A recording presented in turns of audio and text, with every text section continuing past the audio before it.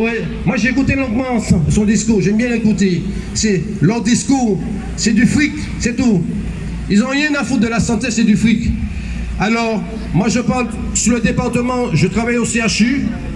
Vous avez entendu parler des déficitaires, vous êtes ici déficitaire.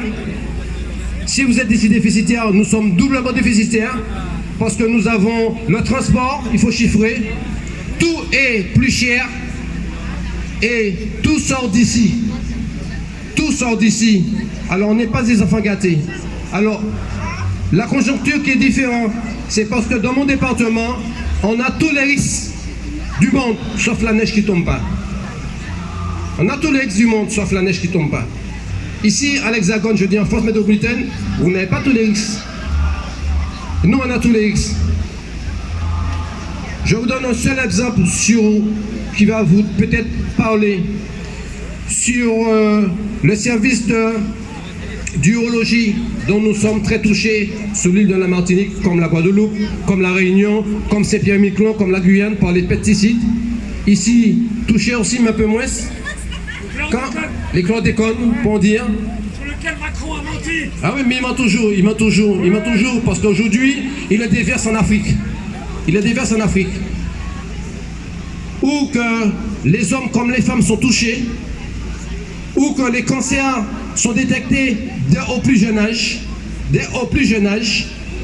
ou que les manques de lits, parce qu'ils ont diminué les lits, les familles antillaises, ou les familles qui vivent à la Martinique, parce qu'on a des Européens qui vivent à la Martinique, on a des gens qui sont de passage, qui vivent à la Martinique. Qu'est-ce qu'ils font qu'ils n'ont pas le moyen? Eh bien, ils prennent l'avion pour venir se soigner ici, trouver une solution, et qui coûte très cher le plus souvent. Parce que quand ils sont venus se soigner, il faut qu'ils restent se soigner, et que la famille reparte, qu'elle en soit. Et c'est ça les difficultés. Et ça aussi, c'est pesant. Je m'arrête dessus, ça c'est pesant. Alors, je pense ici, il faut que nous entrons en résistance. Nous le sommes déjà dans l'outre-mer. Vous entendez des conflits. C'est pas parce qu'on aime la grève, c'est parce qu'on n'a pas d'autre solution. On n'a pas d'autre solution que de se combattre et de nous faire entendre. C'est ça la solution. Alors, la pensée aujourd'hui, elle est pour toute la situation hospitalière, médecins, soignants, ok, et la population qui souffre parce qu'ils décèdent, c'est ça la solution. Alors, Madame la ministre, nous lui avons mis en demeure. Si elle veut le nombre de décès par jour à la Martinique, nous pouvons lui fournir. Mais elle a honte de les avoir. Je vous laisse dessus. Merci. Donc la délégation est appelée, donc une délégation va être reçue par le ministère, bon évidemment pas par la ministre, hein, par voilà, d'autres personnes. Donc les personnes qui composent la délégation sont appelées.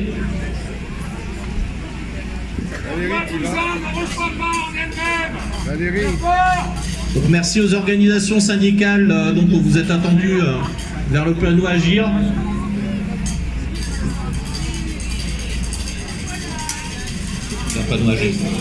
Donc merci aux organisations syndicales de se rendre au panneau. Un autre établissement en lutte. Bonjour, je suis la CGT d'hôpital de Nemours. Donc je suis venue avec la délégation de l'EHPAD du canton. Voilà mes collègues, infirmières, aides-soignantes. Donc oui, Madame Buzyn, elle fait un plan d'austérité dramatique qui a des conséquences sur les soignants et qui sont épuisés et sur les patients. Donc le 25 avril, on a fait « Il faut de l'unité ». Donc il y a eu un rassemblement. Il y avait 5 élus locaux de Saint-Pierre-les-Nemours, 12 membres d'une famille et 12 grévistes.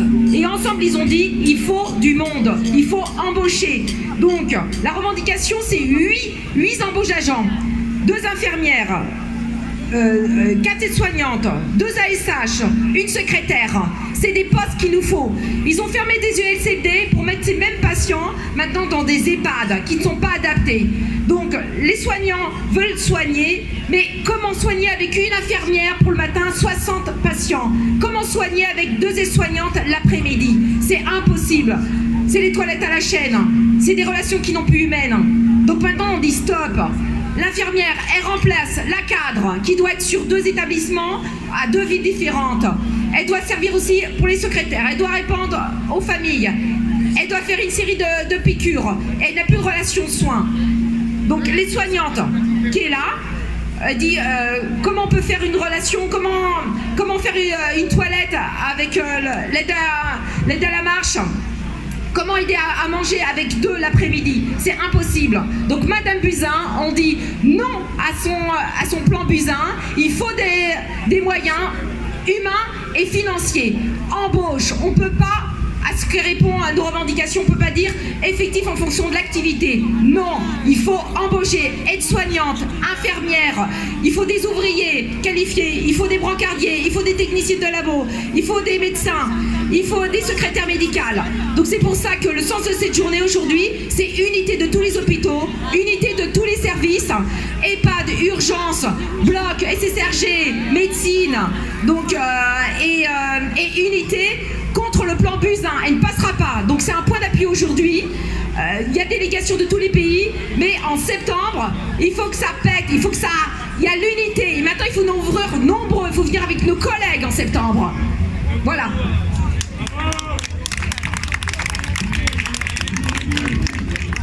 Un autre établissement en lutte. Un autre témoignage.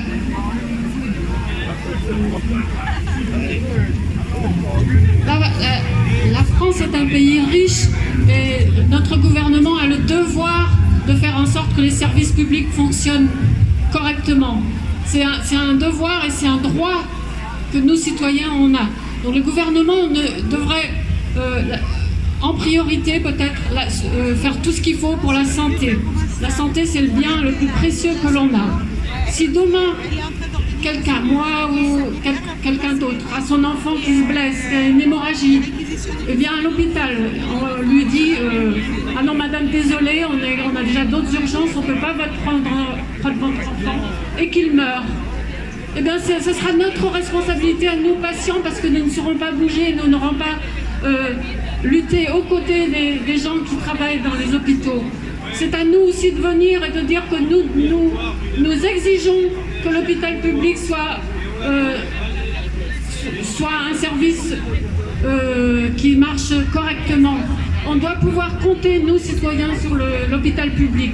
Nous sommes tous, nous citoyens, avec vous, les soignants, dans votre action, et nous vous demandons, nous vous supplions de ne pas arrêter là et de lutter pour que nos droits soient respectés. Merci. Donc je vais laisser la parole au SAMU de Lons, le Jura. Bonjour à tous. Alors moi je viens de Lons-le-Saunier avec mon équipe ici qui m'aide énormément. Nous avons un mouvement qui dure. Nous avons commencé une grève le 7 décembre 2018. Depuis le 7 décembre 2018, depuis plus de 6 mois, nous sommes en grève aux urgences de Lons-le-Saunier. Au départ, c'était pour défendre notre deuxième ligne de SMUR que le programme INIC du ministère et de l'ARS Bourgogne-Franche-Comté de M. Pribil voulait nous supprimer. Un SMUR qui sauve 40 vies par an. Un SMUR qui, en plus, fait des secondaires urgents au nombre... Oh, Christophe, bonjour, comment vas-tu? Donc je continue notre SMUR que nous avons voulu défendre et que nous continuons à défendre parce que sans lui, c'est la population du bassin de Lons, 2500 km², la superficie de la Réunion qui ne dépend que de SMUR. Et cette population compte sur nous, nous l'avons vu hier. Hier, M. Macron, président de la République, devait venir pour remettre à M. Pélissard, maire de Lons-le-Saunier et partisan du programme de restructuration, donc de la fermeture du SMUR de Lons, la Légion d'honneur. Il devait venir hier. Eh bien, hier, nous avons dit, nous faisons une manifestation de soutien au SMUR de Lons et aux urgences de Lons. Et qu'a fait M. Macron? Il n'est pas venu. Il a eu peur. Il a eu peur des Gaulois lédoniens. Alors, pour Pourquoi il a eu peur des Gaulois-Lédoniens? Parce que nous avons fait face également au doublement du nombre d'entrées en 10 ans, du fait des restructurations de nos gouvernements successifs depuis la loi Bachelot. Mais 6 mois de grève, ah Madame Bachelot, qu'est-ce que vous aviez dit en 2008 quand nous avions fait grève? On s'en fout, nous allons vous assigner, on va pouvoir durer longtemps. Alors nous faisons grève depuis plus de 6 mois. Depuis plus de 6 mois, notre activité a doublé à effectif constant. Les patients s'entassent dans les couloirs. On joue à Tetris tous les matins avec les brancards.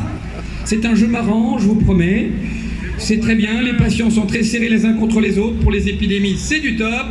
C'est le nouveau jeu. Comme ça, on fait des économies de santé en propageant des économies. J'ai dû dire une bêtise quelque part. Je ne dois pas avoir la même logique que les gens qui sont dans le merveilleux bâtiment à côté. Là. Ça doit être ça.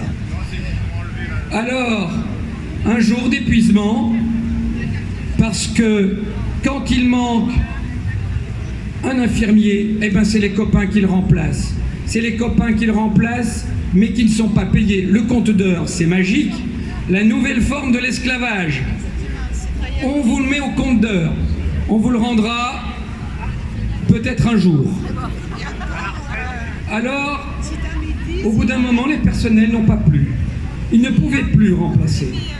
Alors, il y a eu les congés maladie. Ah, notre bon directeur général d'ARS ont trouvé la solution magique. Les réquisitions. Les réquisitions, bien sûr, avec l'aide du préfet. Comment on fait une réquisition? C'est facile. On donne des listes de noms et on les envoie. Ah, zut! Celui-là, j'ai donné son nom, il était en congé maladie. Ça fait rien, la réquisition est partie. Ah, zut, lui, il était en accident du travail. Ça fait rien, la réquisition est partie. Ah, lui, la réquisition est partie. Ah ben, il va travailler 72 heures cette semaine. Ça fera 6 fois 12 heures dans la semaine. On félicite les gens de Lons-le-Saunier. Ils aiment tellement les 35 heures qu'ils les font plusieurs fois dans la semaine. Et avec ça, nous avons eu droit au colibet de Madame Buzyn, qui dit que c'est une nouvelle forme de grève, que les gens ne sont pas épuisés. Vous êtes sûr qu'elle a travaillé dans un hôpital un jour? Où est-ce qu'elle travaillait? Dans quel service? Pas en liaison avec les urgences, je pense. Sinon, on aurait su que c'était pas ça. Alors, nous continuons la lutte, et parce que la population de Lons-le-Saunier nous a montré son soutien massivement hier, nous lui disons une chose: nous ne vous abandonnerons pas, notre combat est juste parce que nous nous battons pour vous, et nous continuerons encore et encore jusqu'à ce qu'ils abandonnent, et ils vont abandonner parce que ça, nous le savons. Merci camarades. Alors on va laisser la parole maintenant à un usager. Il ne travaille pas dans l'hôpital, quoi, je veux dire. Xavier a voulu que je parle, parce qu'en fait, je ne comptais pas prendre la parole, mais je viens de Bourgogne.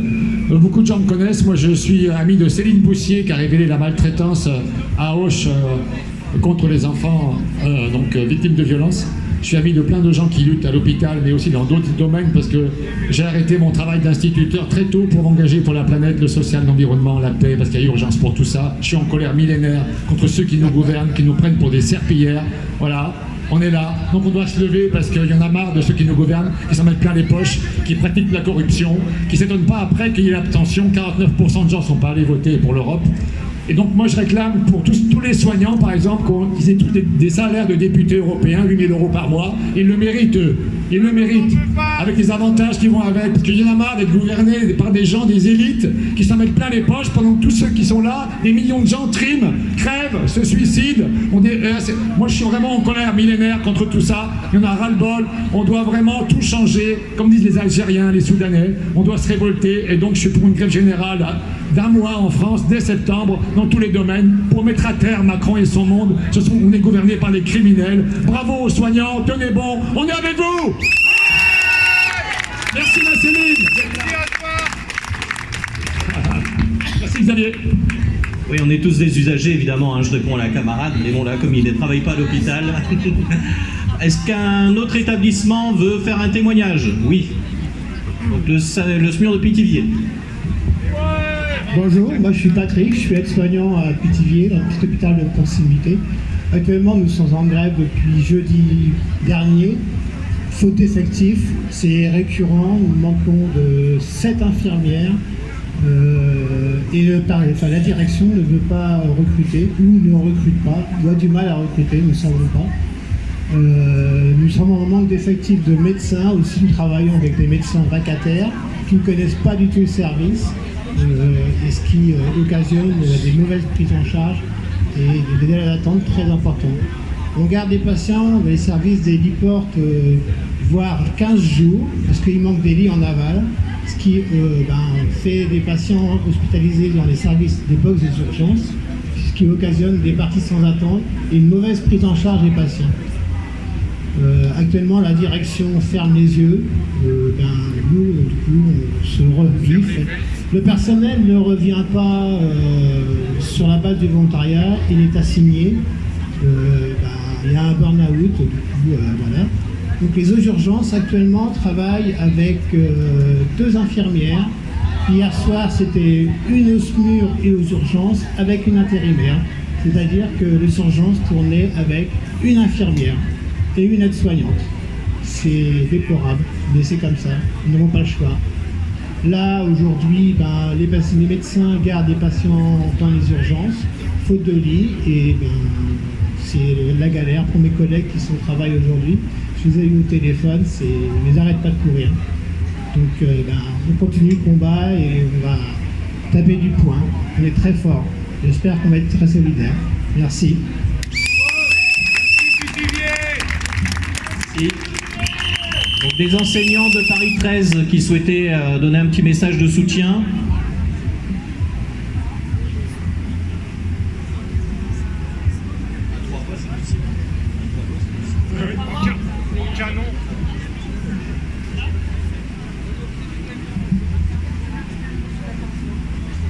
Bien, bonjour à toutes et à tous. Nous sommes enseignants à l'Université Paris 13 au département de santé, médecine et biologie humaine. C'est-à-dire qu'en gros, nous sommes enseignants en CHU, spécialistes de santé évidemment. Et nous voulions aujourd'hui vous témoigner notre soutien parce que nous formons les futurs professionnels du soin de demain et nous ne pouvons pas nous résoudre à les jeter dans l'enfer que vous vivez et que vous dénoncez aujourd'hui. Donc nous voulions vous lire aujourd'hui une motion que nous allons proposer au vote de notre laboratoire. Donc ce n'est pas une position collective, c'est la position que nous avons rédigée ensemble et que nous allons espérer faire passer pour une position collective. Donc la motion est la suivante. Une mobilisation sans précédent a lieu actuellement au sein du service public hospitalier, au-delà des urgences. Et depuis des années, c'est en effet tout l'hôpital qui est frappé par des politiques d'austérité. Ces restrictions budgétaires sont en outre adjointes à un management déshumanisant, autoritaire, totalement déconnecté des besoins réels des personnels soignants et des patients. Ce sont l'ensemble de ces mécanismes qui sont aujourd'hui dénoncés par les personnels en grève. Les personnels de l'IRIS, donc notre laboratoire, manifestent aujourd'hui leur plein soutien à ces mobilisations et sont conscients des difficultés vécues par les personnels mobilisés et ce à plusieurs titres. Donc, en tant à la fois qu'enseignant et en tant que chercheur, parce qu'on sait les réalités de l'hôpital public aujourd'hui, de sa destruction dans les 10 dernières années, même les 20 dernières années, et on en voit aujourd'hui les fruits. Donc la situation de l'hôpital est la conséquence avancée d'une réalité qui touche tous les services publics et que nous connaissons que trop bien dans l'enseignement supérieur et la recherche, personnel insuffisant pour répondre aux besoins croissants de notre public, précarisation continue des professionnels, destruction des statuts des fonctionnaires qui participent à une logique de privatisation qui remet en cause l'égalité face aux services publics. Donc à l'hôpital comme à l'université, les professionnels connaissent leur métier et n'ont simplement plus les moyens humains, matériels de les exercer correctement. Combien de décès sur les brancards, combien de suicides au travail doit-on compter pour qu'un gouvernement réagisse? Voilà donc notre motion de soutien.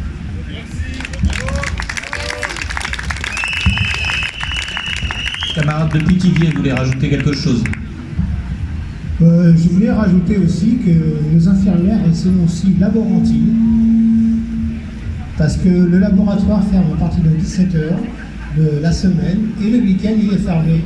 Donc du coup maintenant nous avons des labos délocalisés, ce qu'ils appellent. Donc les infirmières font le laboratoire, les prélèvements et les résultats de la rue. De plus, nous avons une ligne de SMUR qui ferme régulièrement, ce qui en fait met les citoyens en danger, avec un délai d'intervention pour le SMUR d'Orléans de 40 minutes.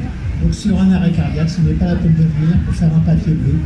Voilà, la ligne de SMUR ferme. Cette semaine, elle a fermé 2 fois. Voilà, c'est tout ce que je voulais rajouter.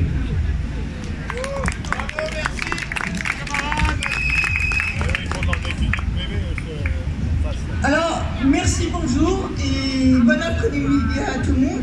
Alors, je voulais juste dire que je suis une ancienne infirmière de l'hôpital Avicenne à Bobigny, enfin à côté de la Courneuve.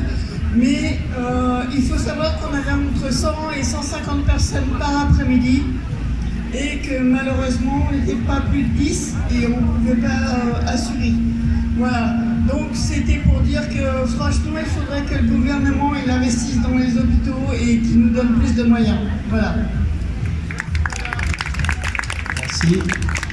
Est-ce qu'un autre établissement ou personne souhaite apporter un témoignage ?